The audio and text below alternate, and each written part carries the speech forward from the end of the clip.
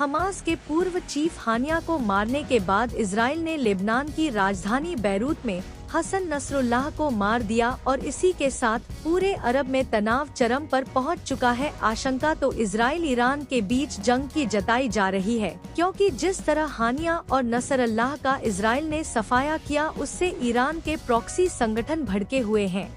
Iran पर Israel से बदला लेने का दबाव बनाया जा रहा है, लेकिन इसी बीच युद्ध विराम को लेकर अमेरिका की ईरान से छल नीति का खुलासा हुआ है। आखिर क्या है यह नीति, देखिए इस रिपोर्ट। इजराइल से बारूद इंतकाम लेने का वक्त भी नजदीक आ चुका है और दावा किया जा रहा है कि अगले चंद घंटों में इजरायली धरती अब तक के सबसे भीषण अटैक से धरा सकती है। तेल अवी यरूशलेम समेत इजराइल का कोना कोना बारूदी कोराम से ढक सकता है। वैसे तो ईरान और इजराइल में अदावत दशकों पुरानी है, मगर मौजूदा वक्त में ईरान और इजराइल के बीच जंग के जो हालात बने हैं, उसकी वजह है 1937 जुलाई से 27 सितंबर के बीच अरब के दो देशों में हुआ इजराइल का हंट ऑपरेशन। दरअसल 27 सितंबर को शाम 65 पर लेबनान की राजधानी बैरत के दहिया इलाके में एयर स्ट्राइक हुई। लड़ाकू विमानों से बंकर बस्ट बम गिराए गए। इस हमले में हिजबुल्लाह का चीफ हसन नसरुल्लाह मारा गया। ठीक इसी तरह 30-31 जुलाई की रात 2 बजे ईरान की राजधानी तेहरान के हाई सिक्योरिटी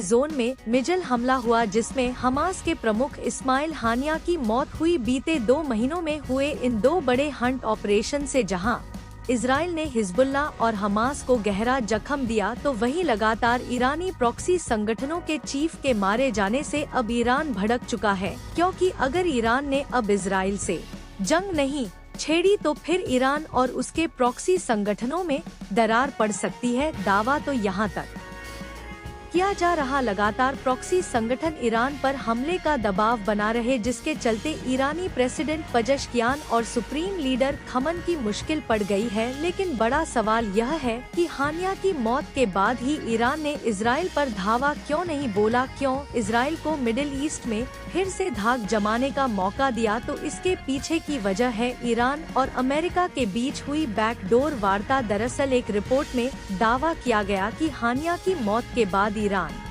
और अमेरिका में बातचीत हुई, जिसमें यूएस ने ईरान को अरब में युद्ध विराम का भरोसा दिया। ईरान से हानिया की मौत का बदला न लेने की भी मांग की। उस वक्त ईरान ने अमेरिका की बात मानी और इजराइल पर हमले के प्लान को रद्द कर दिया, मगर इजराइल ने इसका फायदा उठाया और अमेरिका के इशारे पर 72 घंटे पहले लेबनान की राजधानी बेरू में हिजबुल्लाह चीफ हसन नसर को मार गिराए। बैरत के हाद इलाके में मौजूद ही के सेंट्रल कमांड सेंटर को भी तहस नहस कर दिया। लेकिन इस बार ईरान पूरी तरह से आक्रामक तेवर अपनाए हुए है। दावा तो यहाँ तक किया जा रहा है कि अरब में मौजूद प्रॉक्सी संगठनों के साथ मिलकर किसी भी वक्त ईरानी सेना इजरायली धरती को सुलगा सकती है, कई फ्रंट से इजराइल के कोने कोने में बारूद बरसा सकती है। दरअसल ईरान इसलिए भी इजराइल पर धावा बोल सकता है, क्योंकि आशंका जताई जा रही है कि इजराइल पर हमले के लिए ईरान को रूस और चीन मदद कर सकते हैं,